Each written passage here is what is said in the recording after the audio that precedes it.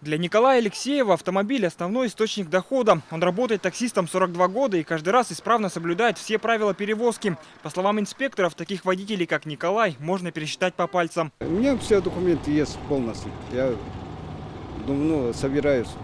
С первого, как начинал работать таксистом, это собирал полностью. Но полный перечень всех документов – не единственное требование к междугороднему такси. К примеру, этот водитель допустил другое распространенное нарушение – установка дополнительного кресла. Также у вас установлены дополнительные сиденья без разрешения ГИБДД. По закону, любое изменение конструкции автомобиля должно быть согласовано в управлении ГИБДД. В случае аварии человек, сидящий на таком кресле, может сильно пострадать. Трудности инспекторам добавляют и сами пассажиры, которые прикрывают нелегальных таксистов, говоря, что это их друг, родственник или знакомый. В таком случае привлечь нарушителя по незаконной перевозке бывает очень проблематично. Как показывает практика, многие таксисты после привлечения к административной ответственности продолжают нарушать закон. Виной тому, по мнению инспекторов, малая сумма штрафа. Штрафная санкция предусматривает от 500 до 2000 рублей. Это, на мой взгляд, очень такая маленькая сумма.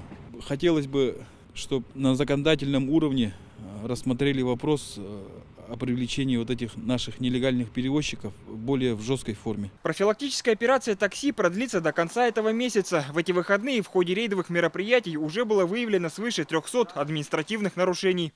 Всего за 2 дня было выявлено 2 водителей, которые осуществляли пассажирскую перевозку, не имея на то разрешения. Всего с начала года на дорогах Якутии зарегистрировано 17 автоаварий с участием легкового и междугороднего такси, в которых погиб 1 ребенок и 41 человек получили различные травмы. В 8 случаях водители не имели разрешения на оказание пассажирских услуг. Евгений Заборовский, Василий Соловьев, Вести, Якутск.